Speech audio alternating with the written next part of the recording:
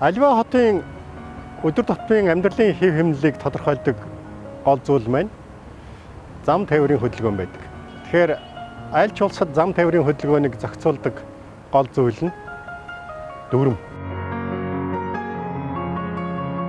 Харин энэ дүрмийг иргэдэн хөдөлгөөнд оролцогч талууд хэрхэн биелүүлж мөрдөж байна вэ гэдгээс тухайн хотын соёл, энэ хотод бий болсон тодорхой хүндрэлтэй асуудлуудыг тодорхойлж дүгнэж болох ийм л зүйл л дээ.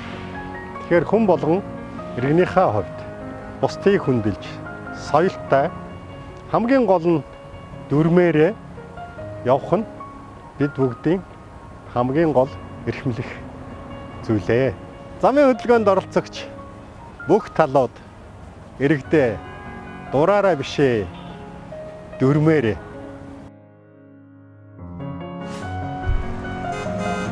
дураараа бишээ дүрмээрээ